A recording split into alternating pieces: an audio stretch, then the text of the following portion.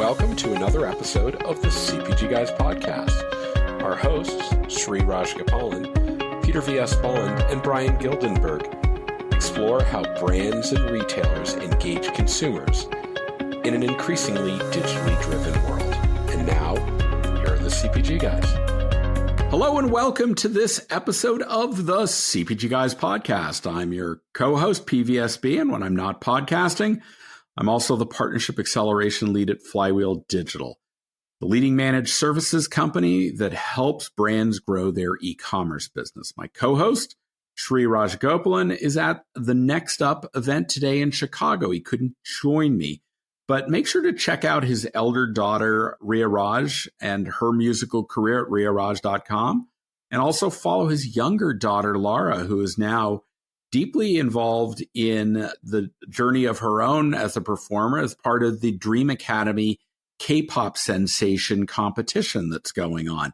Hyperlinks to both of them are found in the digital liner notes. We love to promote our families.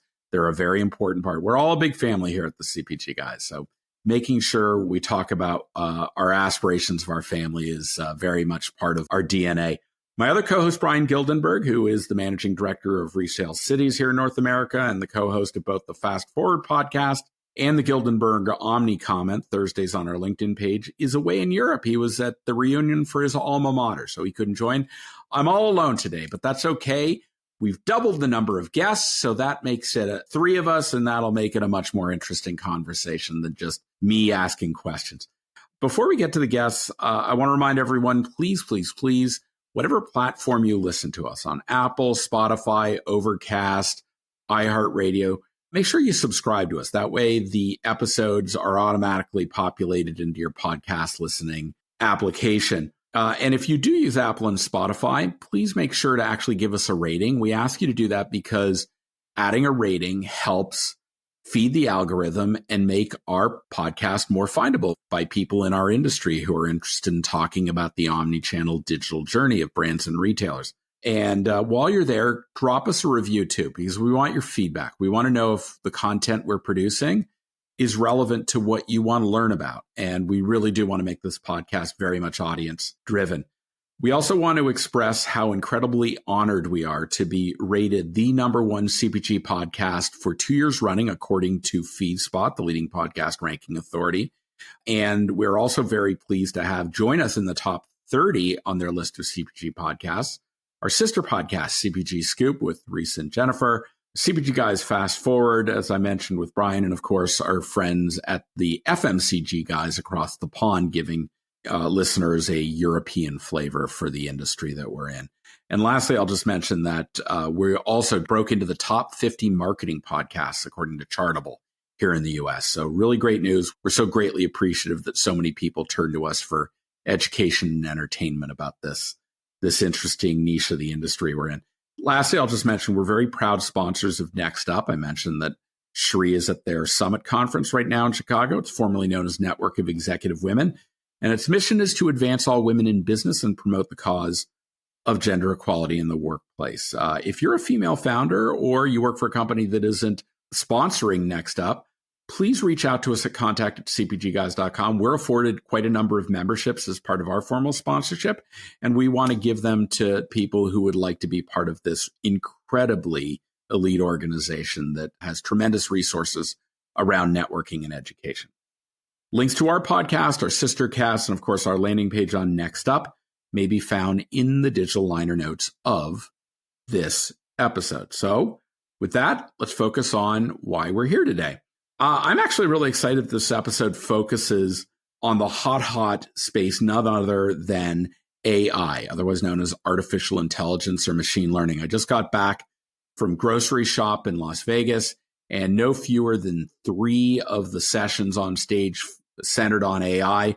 And I think there was a requirement that you could not leave the stage on any session without at least mentioning AI once, if not 2 or 3 times during the course of the conversation. We found that the service provider who is an unparalleled expert in this AI space and has tons of experience managing and generating analytics from the largest data sets in the world is none other than WorldQuant Predictive. WorldQuant Predictive answers valuable business questions with ready-made predictive AI solutions trained on the world's data. Their aim is to deliver solutions that are useful to many different businesses on a wide scale. We've partnered with WorldQuant Predictive on this very episode to explore that application of AI to everyday business analytic challenges.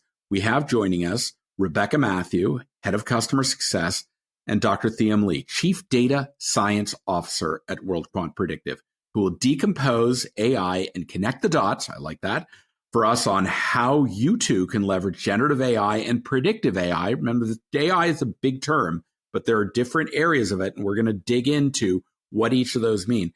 So how you can leverage generative AI and predictive AI to your advantage. Rebecca brings with her 15 years of consulting and software implementation experience at retailers and consumer good companies across the globe. Passionate about helping clients get the most out of their data and analytic tools. Prior to joining WorldQuant Predictive, Rebecca has served in retail and CPG roles at McKinsey & Company, JDA Software, now known as Blue Yonder, and Symphony Services. I have a history with quite a number of those companies myself.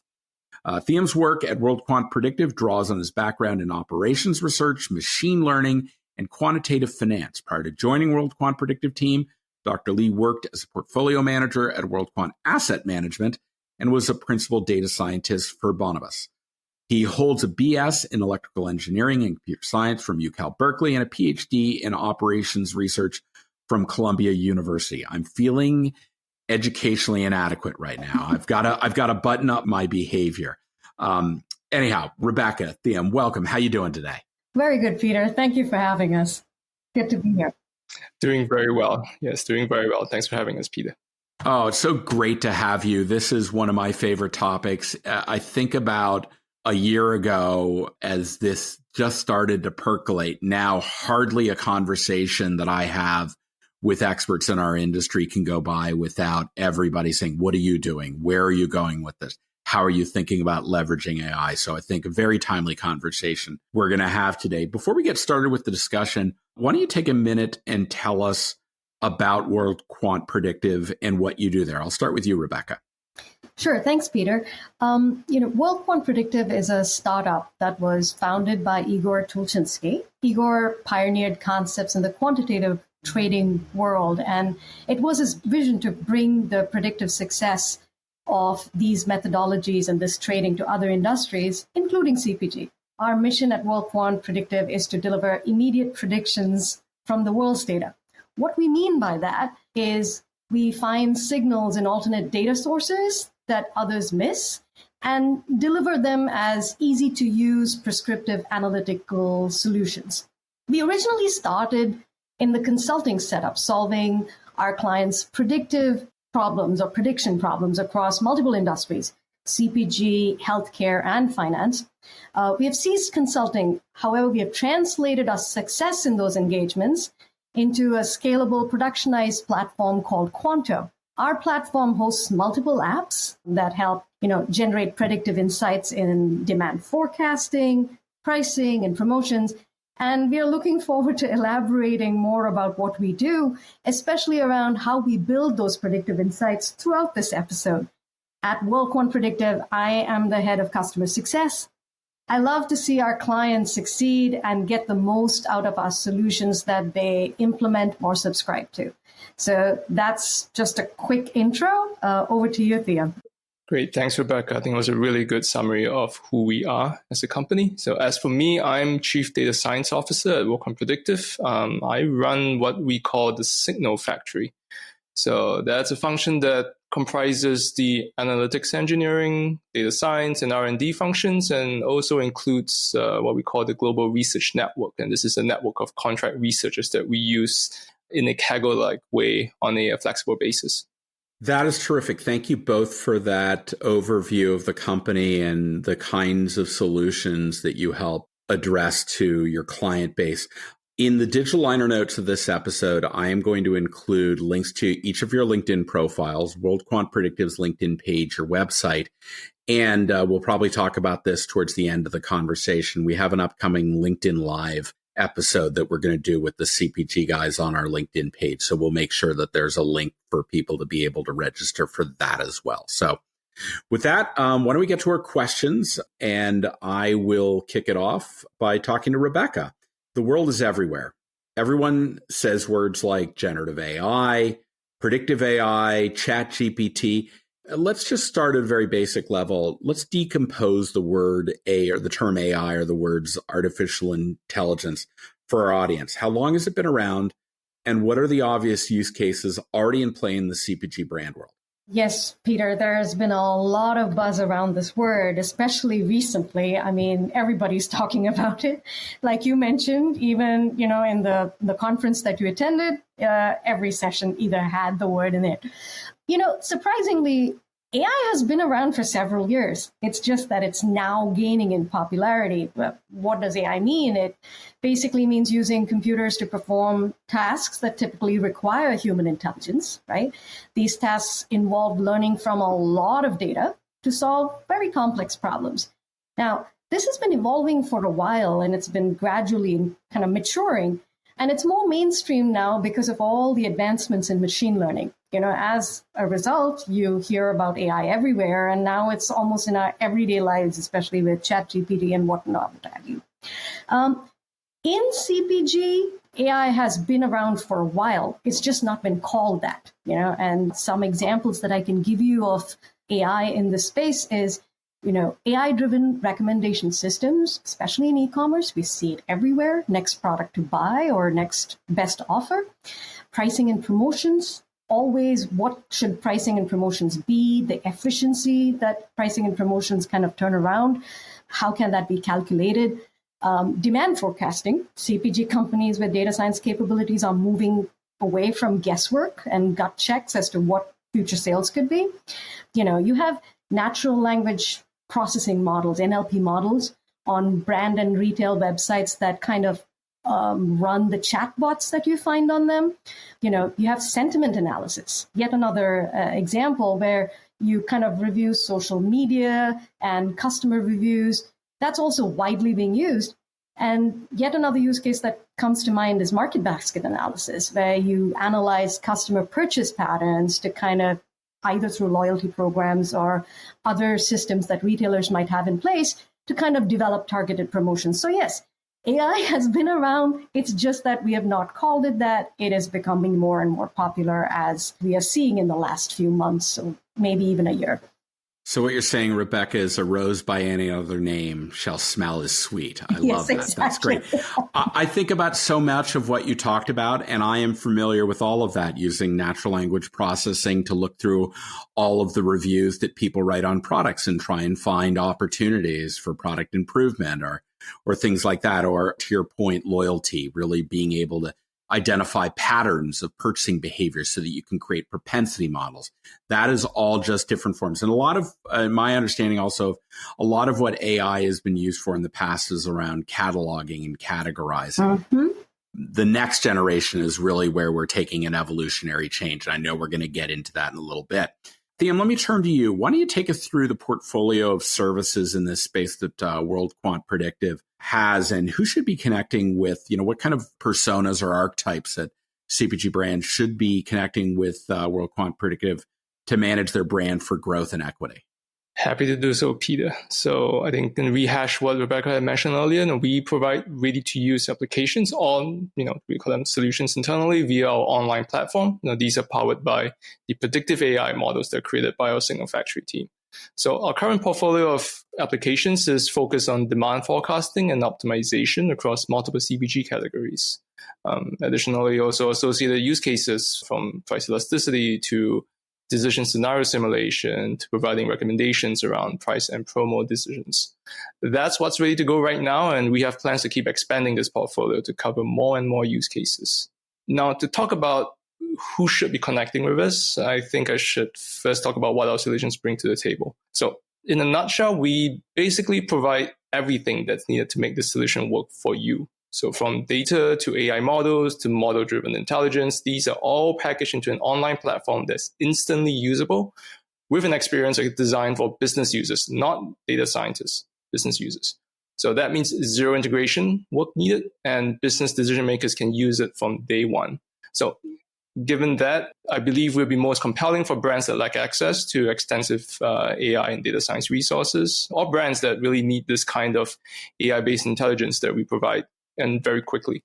So clearly, I would say that challenger brands and new brands, they fall within this class. Actually some larger brands as well. So in fact, a recent McKinsey report found that more than half of executives from large CPG and retail brands believe that the impact of AI on marketing optimization will be really significant. But just 1/5 of CPG marketing and salespeople regularly use AI in their day-to-day work. 1/3 don't use it at all. So what we offer is an option to not get left behind in this current AI adoption race. Basically give brands an opportunity to move beyond just guesswork and spreadsheets, and also give them access to more advanced capabilities, especially if they don't have the capacity or capability to develop this in-house. So we definitely encourage leaders who are driving these initiatives at brands that are facing these challenges to reach out to us, like VPs of analytics and insights or heads of marketing and sales. These are some of the folks who we could really help. So here's what I heard. I heard Thiam tell me that he went to Berkeley and Columbia to become a subject matter expertise in data science and AI so that I didn't have to. And he's built the suite of applications with the team at WorldQuant. So as a business leader, I can rely on them to deliver the solutions. I don't have to be fundamentally understanding of every component of how they all come together. So that's really great. Let me turn back to you, Rebecca. AI providers are now quite numerous in the industry. Everybody wants to be in this space. Can you share why the brand world should work with WorldQuant Predictive in particular? What do you see as being the differentiator in terms of your capabilities, your expertise? Absolutely. I'm glad you asked the question, Peter. WorldQuant Predictive's platform, Quanto, is unique, and Thiam alluded to it too. There are 3 main points that differentiate us from others in this space, and those are primarily our data, our models, and our UI. And let me elaborate on those a little bit. Firstly, let's talk about our data. We use syndicated data. Now, syndicated data is used across the CPG world. It's a trusted data source. But that's not all. We also scout and leverage data from other relevant data sources. And these could be third-party, public, private data sources that could affect our modeling results. Now, let me give you a few examples of those. We take for our inflation variables, given that it's such a hot topic now, inflation's all over the country, it's affecting and pinching wallets everywhere. We use the Federal Reserve economic data for those inflation variables. We use financial information from companies. We use weather forecasts that influence CPG world seasonality, right? And during the pandemic, we used COVID case numbers as well, because, as COVID rose, that affected demand and so on and so forth. Now, we are one of the only vendors in the space that offer solutions that come preloaded with data. Very important, yeah. And we do not use data of our customers or our clients, right? Or integrate into their systems. Now, what that helps with is that it reduces a large amount of time that usually data science projects take, because to kind of do things at scale, you need to integrate data, you need to match things up, you need to find the relevance of data. All that goes away with using our solutions, using our platform. So that's the one differentiator that I mentioned. Secondly, our models. Now, clearly, Thiam's, the authority on the models that we use. I am not a data scientist. However, there is a very important point about our models that I want to kind of highlight. We regularly update and maintain our models. In most data science projects that we have encountered in our past, we have found that data science projects get started and say 6 months to a year later, those models, they kind of fall by the wayside. Why? Just because they're not refreshed and maintained constantly. And that's something that we have to do. With us, thankfully, that's not an issue because we are consistently refreshing our data. We are kind of pumping in newer data models or newer data sources. And, that kind of keeps our models and our results relevant and accurate. In fact, we publish accuracy reports consistently or every quarter where we compare our predictions with the actual data to see what happened. And thirdly, and most importantly, is our UI. And to the point that you mentioned before, that Thiam went and got his doctorate to make lives easy for us. The team does do that for us over here because our UI is very user-friendly. It makes it easy for business users to get to those insights. You don't need a data scientist to operate our solutions. So you can end up spending time in kind of delving into those insights and, understanding how to operationalize those insights. So in summary, it's our data, our models, and our UI that differentiate us from the rest of the pack. That is terrific. You focus on syndicated and publicly available data assets that speed your ability to deliver insights to your customers. The fact that you update those models on a frequent basis so that they are highly relevant to what's going on in the marketplace right now. And lastly, you've built an interface that is easily navigable and usable by the archetype users in the CPG industry that you want to be able to access that information. That's great. Thiam, what's changed with technology in the world that really allows for this sort of computational excellence by WorldQuant Predictive and your ability to deliver AI-based intelligence to brands? Why do you think WorldQuant Predictive is going to be able to sustain this kind of a solution, that AI isn't something that's just a fad that's going to disappear in a couple of years? I go back a year and a half and all we were talking about were NFTs and the metaverse. I think, and you'll agree with me, that AI is a very different animal. Yes, definitely. So let me maybe address your first question, which is like what has changed that has allowed us to really do what we do. So I want to say this first. It's more than just technology. Doing what we do requires a really rigorous scientific and engineering process. So I have a white paper on the topic. It discusses how we go from finding data to building models to keeping those models up to date and performant. Listeners who are interested in learning more about our process can find the white paper on our website, which is www.wqpredictive.com. So I think as for technologies, there have been two core developments in the past years that have been real enablers for us.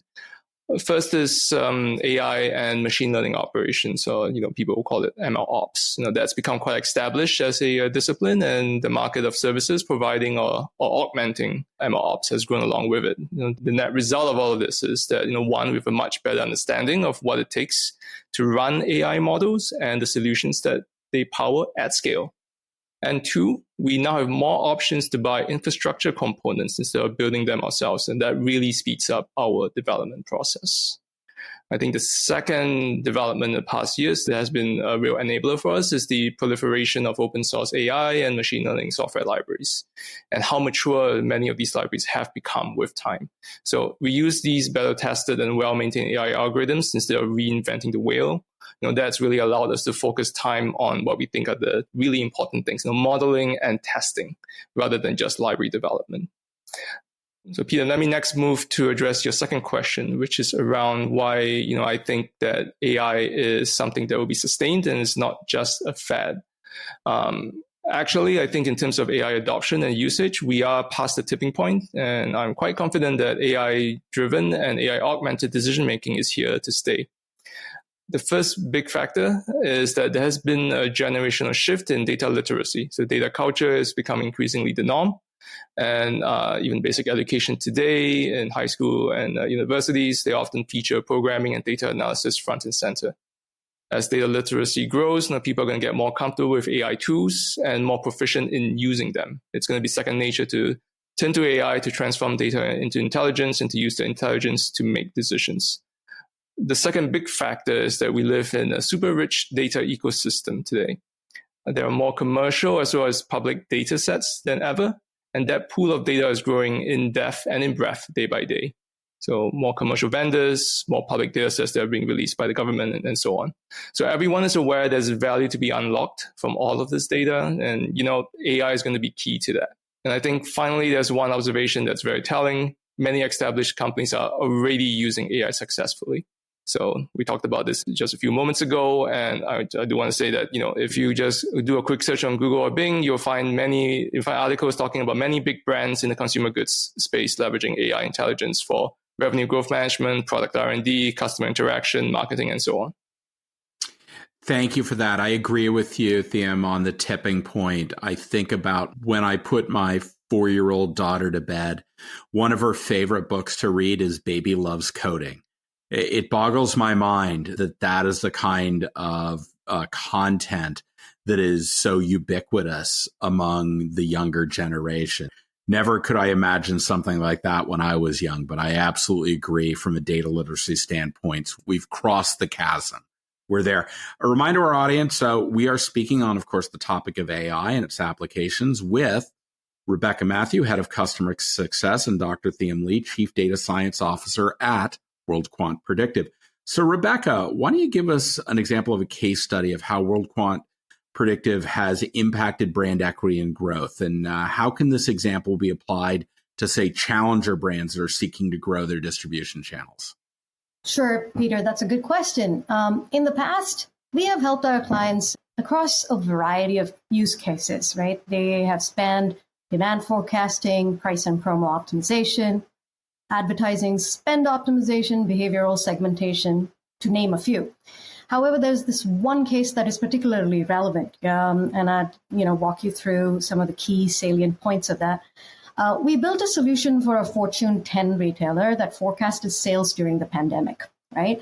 We looked at about 50 or more alternate data sources, not just their data, right?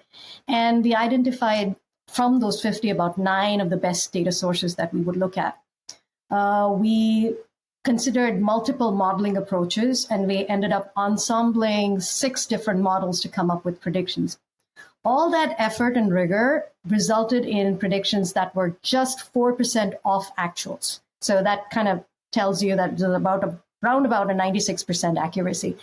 Another example that comes to mind is we did a pricing and promo optimization for a client of ours, which resulted in 12% improvement on revenue just by generating optimal TPRs, or temporary price reductions. Now, these calculations, are not easy. They cannot be done on a spreadsheet. They're data science intensive because you're combing through so much of data. You're combing through such a big timeline of data. And that kind of laid the foundation for why we came up with our platform, Quanto, because with Quanto, while that original solution was made for a Fortune 10 retailer, that need not be the case for either challenger brands or new brands. Anybody can use that data science methodologies or that rigor that we have to leverage multiple different market scenarios, not only for themselves, but also for the rest of the market. That's the beauty of syndicated data, right? And as we all know, understanding your competition is key to moving and staying ahead of the curve. The other thing about Quanto is that with our price elasticity and promo lift modules, challenger brands can also plan effective promotions, either across their existing geographies and channels or new ones. And again, reiterating the same point, you don't need legions of data scientists to do that. We do that hard work and heavy lifting for you. Thank you for that, Rebecca. That was actually quite an appropriate and well-described case study. So let me turn back to Thiam. Obviously, we made reference earlier to the fact that the kind of data sets you train against are syndicated, and one of the mentions was COVID. So that sparked a question for me.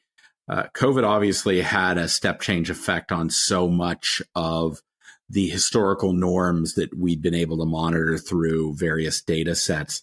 That caused some rather wild fluctuations in data streams, and it really did rock historical norms and challenged analytics platforms and predictive models to really try and make sense of it. So the question is, this is kind of like this, I don't know, an aspirational question I think a lot of companies are trying to think, given all of this fluctuation. Is it AI that's going to solve it? Is it AI now, or is it AI never, because things are just too crazy and it's not going to be able to help us get the answers we need? What are your thoughts around this? So that's a great question, Peter. Actually, I think you're correct. I feel the same way too. These past 3 years, they've been a really wild ride, especially for the analytics world. I'll give you an example. So let's take demand forecasting. So most traditional approaches to demand forecasting in the CPG space, especially for established products, are based on time series models and with lots of assumptions around stable long-term patterns, trends and seasonalities. These models were working actually quite reliably up to the start of the pandemic, but that all fell apart really quickly as we transitioned abruptly into the new world of COVID fears and COVID restrictions. So I think one of the first things that everyone saw was, an equally abrupt shift in buying behavior. And there was the whole panic purchasing and stockpiling. If you remember, there were all these stockouts for toilet paper and hand sanitizer and crazy price gouging on the secondary market for them. And like I said, there were also step changes in the demand, and often these were for unexpected categories. So I remember, after folks here and elsewhere in the world were locked down, so many people rediscovered home cooking, especially baking at home in particular. Suddenly we had a huge jump in the demand for flour. And again, we had all of those stockouts. So the traditional models, they were very ill-equipped to handle these shifts away from what had been the long-term normal. I think this was the time that analytics and insights leaders realized that they needed to react and change the way that they were doing things. So what we realized, and what I believe others did as well, were two big things. So one, a real need for rapid model updates and even replacements as we progress through the different phases of the pandemic, into lockdown, during lockdown, and then out of lockdown and the pandemic overall. So this will allow for much quicker reactions to shifting behavior regimes. So, demand forecasts that were out of whack, they got realigned very quickly. So as quickly as possible to what was happening on the ground. And I think two, we needed much more sophisticated models to better capture these transient dynamics, these very short-term dynamics. And often we also needed to incorporate additional data beyond historical demand because that actual data can be leading indicators of the change to come.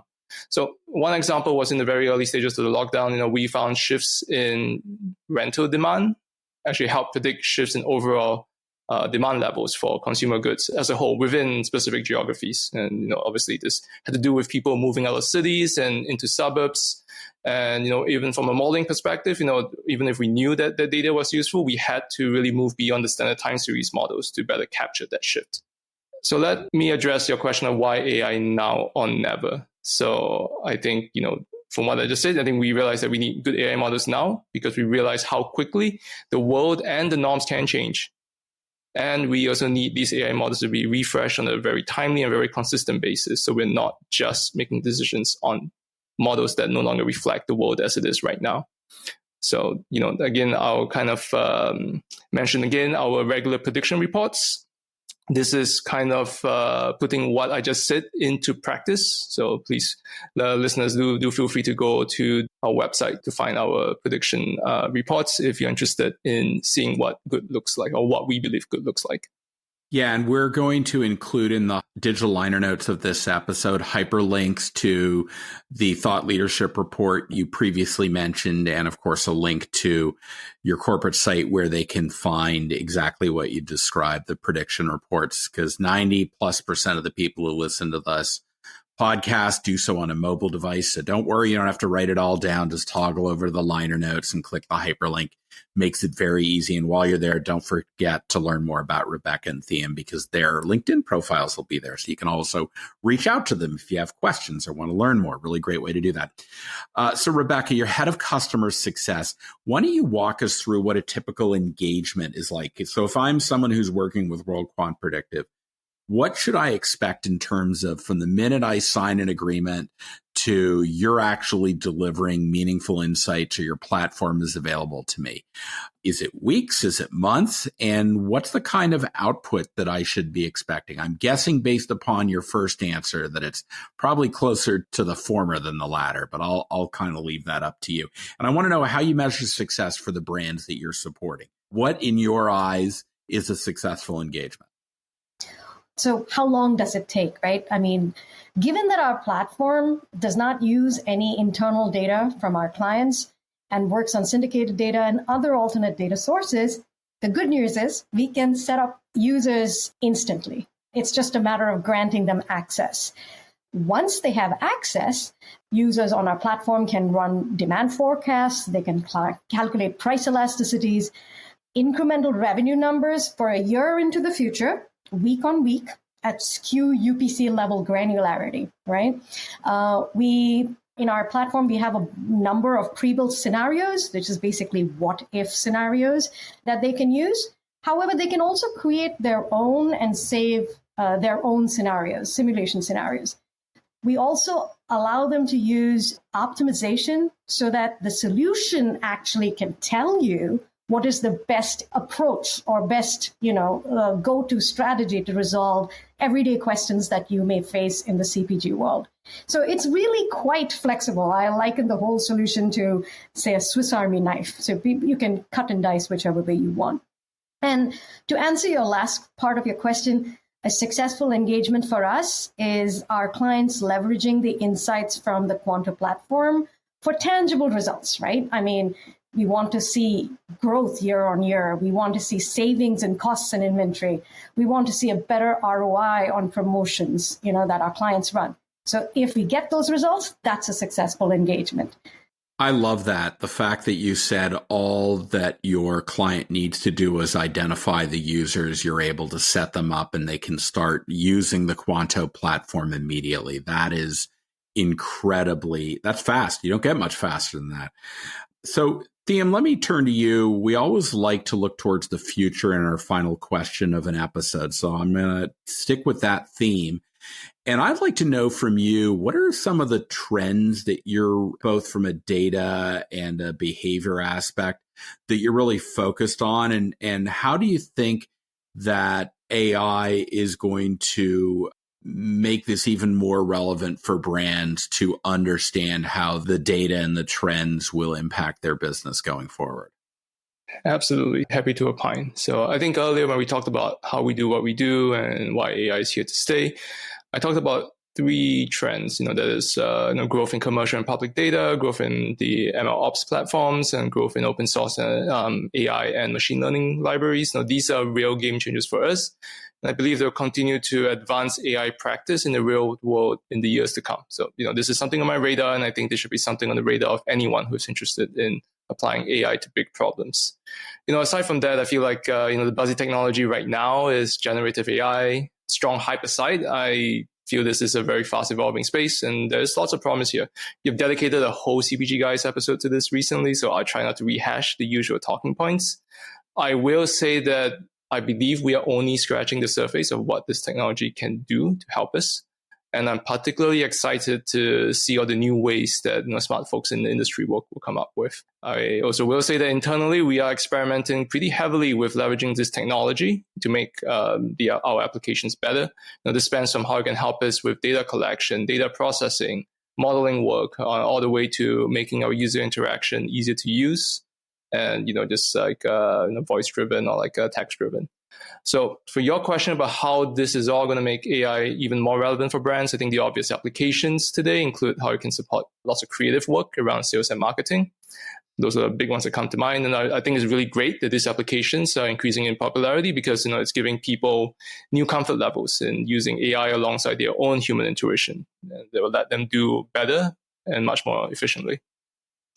I do think this is paving the way for products like ours, as people figure out how to put generative AI output into operation, these same lessons will apply to predictive AI as well.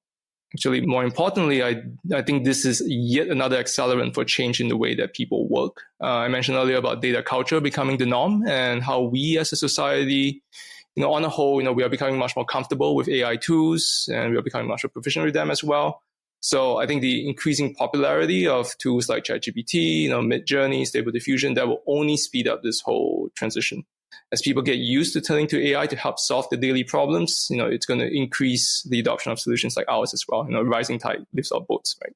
So where I think all of this leads to is that workers of today and of tomorrow, they're going to expect to have AI tools at work and they will be able to use them well. So not just generative AI tools, but other tools as well, exactly like what we at WorldQuant Predictive have to offer.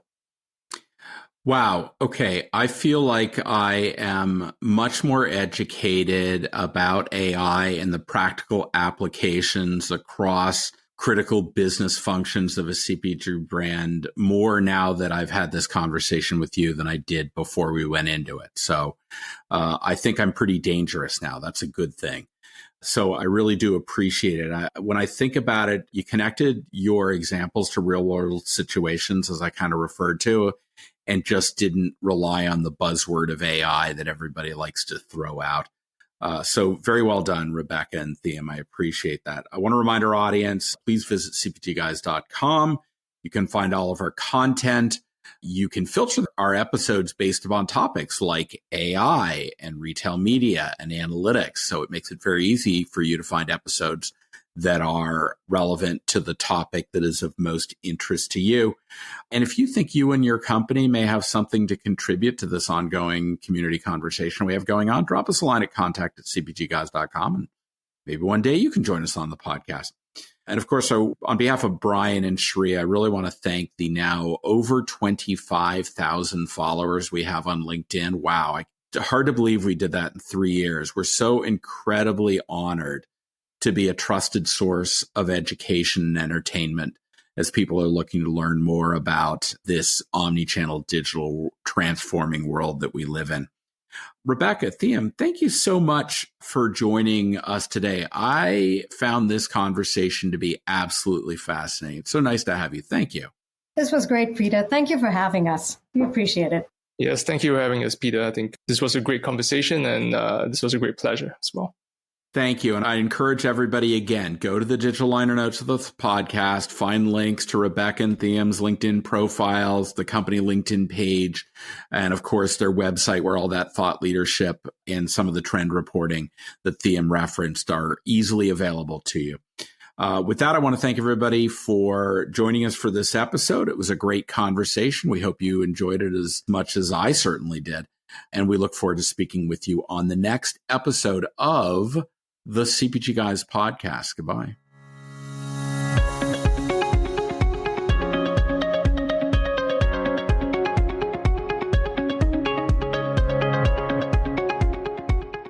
The content in this podcast episode is provided for general informational purposes only.